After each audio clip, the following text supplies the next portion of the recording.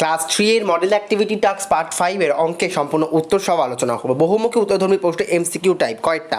52 × 3 equal to হবে option B 50 × 3 plus 2 × 3। পরবর্তী প্রশ্ন, একটি জায়গার দাম 100 টাকা, এইরূপ 4টি জামা কিনতে খরচ হবে। সঠিক উত্তর হবে হচ্ছে 100 × 4 টাকা, অর্থাৎ অপশন বি। গয়েরটা 360কে 3 দিয়ে ভাগ করলে ভাগফলের শততরের ঘরের অঙ্কটি হবে হচ্ছে, সঠিক উত্তর হবে হচ্ছে উত্তর 1। গয়েরটা 100/5 ভাগটিতে ভাজক হলো 5। সত্য বা মিথ্যা লেখো। ভাজকের ভাগশেষ ভাজকের থেকে বড় হয়, ফলস মানে মিথ্যা। 77/7 ভাগফলটি 80/8 ভাগফল থেকে 1 বেশি, ট্রু বা সত্য।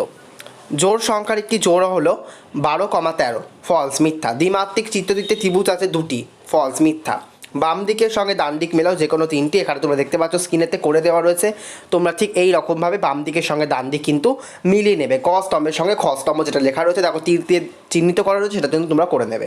পরবর্তী অঙ্ক, গুণ করো 135 × 6, এটা হবে হচ্ছে 810।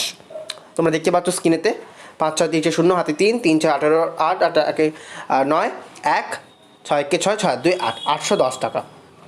কয়েকটা 605টি আপেল 6টি বাক্সের সমান সংখ্যায় রাখলে প্রত্যেকটি বাক্সে কতগুলো আপেল রাখা হলো, বাক্সের কতগুলি রইল।